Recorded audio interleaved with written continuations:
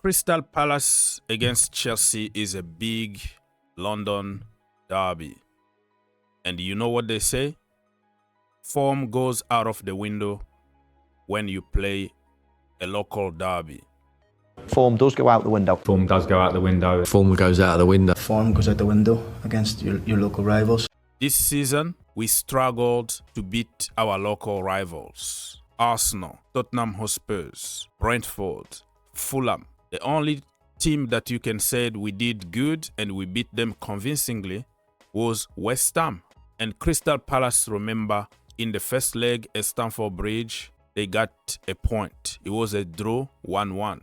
No team is a small team. On paper, of course, you can look at the team and you say, we're going to beat all of them. Remember, in December, even me, I made a video to say we have a chance to win every single game in December. What happened? We got beaten by the teams that we were supposed to beat. So there are no small teams in the Premier League. There are no small teams in London because everybody want to beat Chelsea. Everybody want to claim that London is their color. Everybody want to have an audition against Chelsea Football Club. So this game is going to be exactly the same. And you don't want to start the season or the year, not even the season. You don't want to start the year 2025 by a defeat, even though I've seen few defeats in the past on the New Year day. I still remember when Tottenham Hotspurs punished Chelsea under Jose Mourinho. It was a 5-3 or something like that. Absolutely destroyed my New Year day.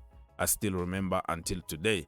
But this time around, let's try to do our best and win this game against Crystal Palace. My name is Ogs, your own brother. Please don't forget to like, subscribe, share, comment down below. Take 1 second only to help the channel. And this new year is going to be a blessing for you. Here we go. Starting 11.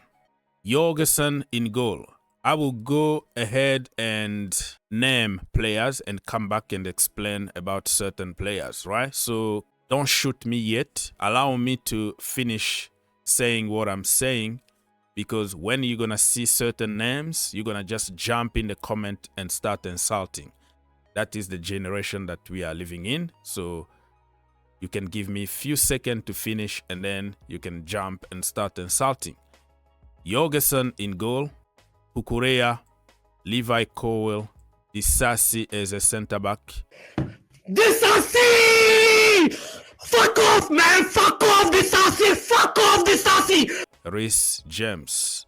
Midfield, Moises Caicedo, Enzo Fernandez. Number 8, number 10, pocket position is going to be the man himself, Mr. Cole Palmer. Front 3, it's going to be Jadon Sancho, Noni Madueke, Mark Guiu. Let me go and start explaining myself before you jump and start shooting me. Why Disasi? Nobody want to see Disasi at Chelsea Football Club.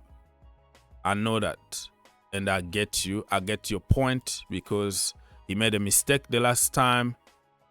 And apparently we lost the game because of Disasi. Okay, I admit that. What position Disasi was playing? Right back. Did we have other options from the right back? Yes. Josh Anchapong. And we had also Malo Gusto. Why can't you play traditional right backs? Traditional 4-3-3 to get the best out of our players instead of complicating everything and playing people out of position. So for me, my friends, it doesn't fit the narrative, but I would judge this guy, Disasi, if he makes mistakes from the center-back position. We bought him as a center-back. He's horrible as a right-back or left-back or midfielder. He can't make runs. He's slow. And he's horrible. But as a center-back, this brother got 3 men of the match last season for a reason. against Erling Haaland. Both games, at home and away, Disasi was the man of the match. Against Liverpool, man of the match. He scored the only goal that Chelsea scored at Stamford Bridge against Liverpool. He put Mohamed Salah in his pocket. He put Darwin Núñez in his pocket. I'm not saying that Disasi is a world class or anything. I don't even want to see him at Chelsea Football Club. But we have to be fair and tell the truth, no matter what the narrative is. Because the narrative now is to point fingers on somebody and blame that person on everything that happened in that horrible team. We hit the post. Cucurella was everywhere like a headless chicken. Levi Colwill wasn't good at all. Enzo Fernandez, all of them. The team was all over the place, but we have to point fingers on just one person. Did we have enough time to recover and make a tackle and prevent that goal from happening? Yes. If it was Thiago Silva, if it was John Terry, if it was somebody in that defense, Zuma or Rudiger, my friend, we are not conceding that second goal. And it wasn't like the only goal that Ipswich scored. That was the second goal. There is no guarantee that Chelsea were going to win if we didn't concede that goal. So you have to give the player the benefit of the doubt. I know I'm not trying to create friends here. Nobody is going to love you and say, amen, you're talking the truth.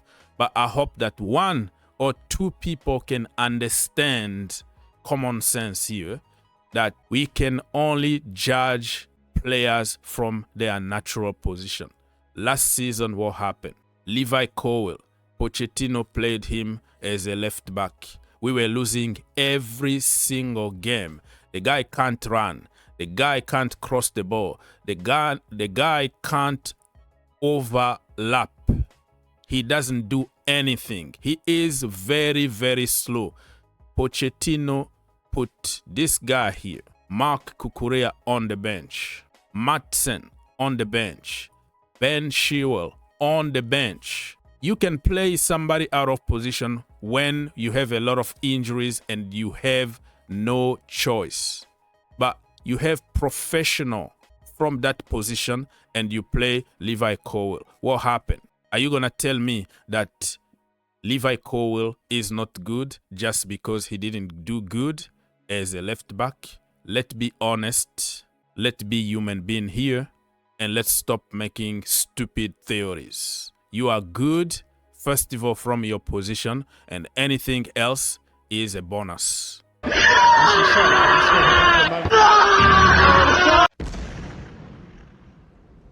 I'm a very old man. I've seen all kinds of teams at Chelsea Football Club. Let me remind you something. Gary Cahill, Cesar Azpilicueta, Andreas Christensen, Mark Cucurella, Thiago Silva, Rudiger, Colwill, Zuma. I've seen all those players and even more getting abused by Chelsea fans. Booed on the pitch by Chelsea fans because of one or few mistakes. But one or few mistakes doesn't mean that you are a flop. You can have a season or 2 seasons of very, very horrible. When Rudiger joined Chelsea Football Club, he was an injury-prone player. He was below average. I still remember him getting destroyed by West Ham, Mikel Antonio. Nobody wanted to see Rudiger because he was horrible. When Thomas Tuchel came, switched the position, changed the system, back three, Rudiger became world-class. The rest is history. When Chelsea or Frank Lampard brought Thiago Silva at Chelsea, remember what happened? People said Lampard needs to go. This is horrible choice. 36 years old. He's finished. Blah, blah, blah, blah. Because why? The first game that he played against West Brom, we got completely destroyed. After 30 minutes, we were conceding already 3 goals. We went to draw that game 3-3, but Thiago Silva had a nightmare. And he was the captain in that game. People said, why are you going to give a captain armband to somebody who is finished a PSG reject? In the end, what happened? Club World Cup champion, UEFA Super Cup champion, and the Champions League champions. So it doesn't matter how it started, it's matter how it's gonna end. Let me educate you because I'm an old man, I've seen everything. Marc Cucurella, last season until April, people wanted him out. I've seen comment like, I would drive him to the airport myself. Headless chicken, absolutely useless. Waste of money. What is happening now? He's playing good, and the same people who insulted him are the same people who are pretending as if they never criticize him. Now they are directing their hate toward Ben Chilwell. But back then it was like Ben Chilwell need to play every single game. Cucurella need to go because he's a flop. My friend, we football fans, we are flip-flop FC. We just talk and talk and talk. We just follow the popular opinion, popular account on social media because we want to be part of the movement. But if you use common sense, you use your intellectual level, you will see that most of those blah, blah, blah on social media is just because evil is going to create a lot of controversy. Hate is going to bring money.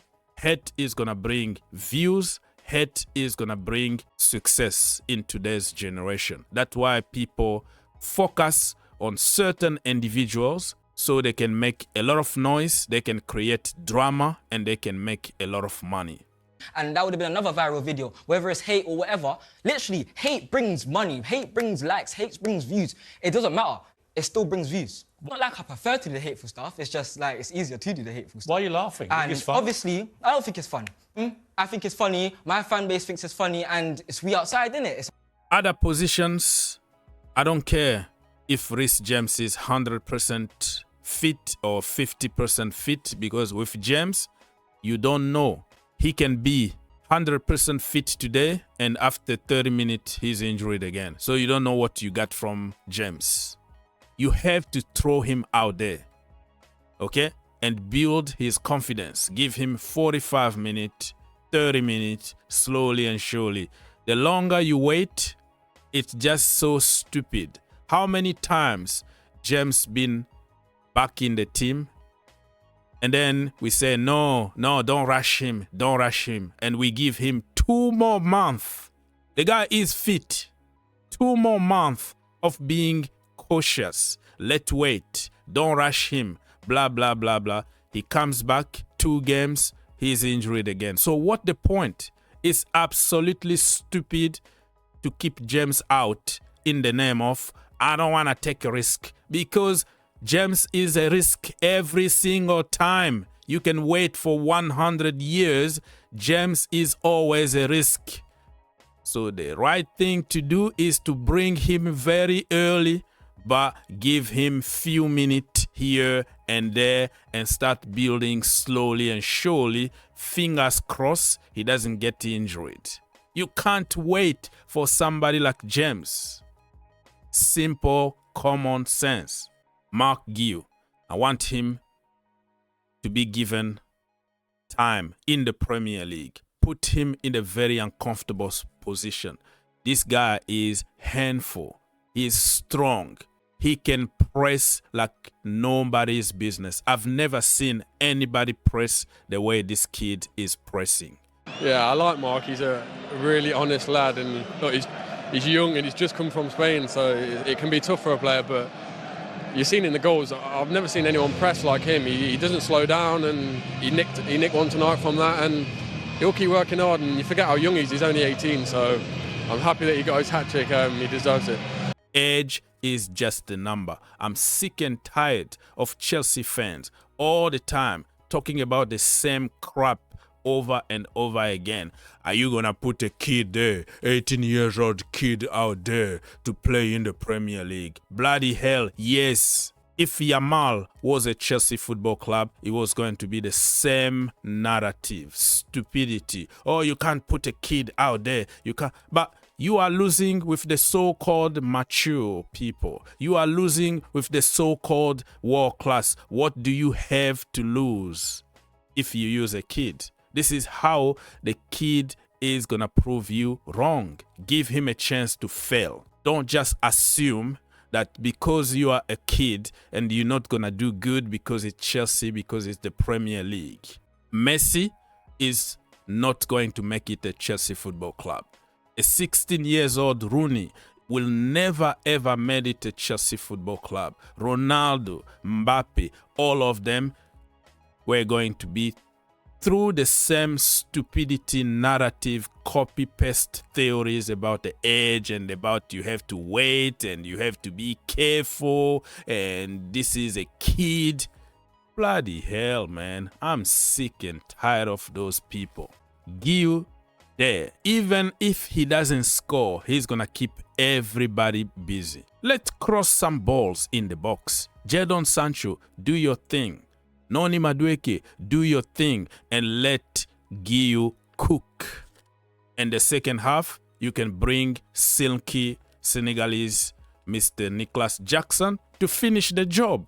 So before we go on the market and start talking about spending 100 million on such and such, we might have the next Diego Costa in the team already. Why not give him a chance before spending money? This guy is so good. Give him a chance. Anyways, it is what it is. Chelsea 2, Crystal Palace 1. Mark Guiu to score a header, Cole Palmer to score top bin. And for them, I don't know if it's going to be Mateta or Eze. I really don't care. The most important is Trevor Chalobah is not going to play against Chelsea, so that is a bonus for us.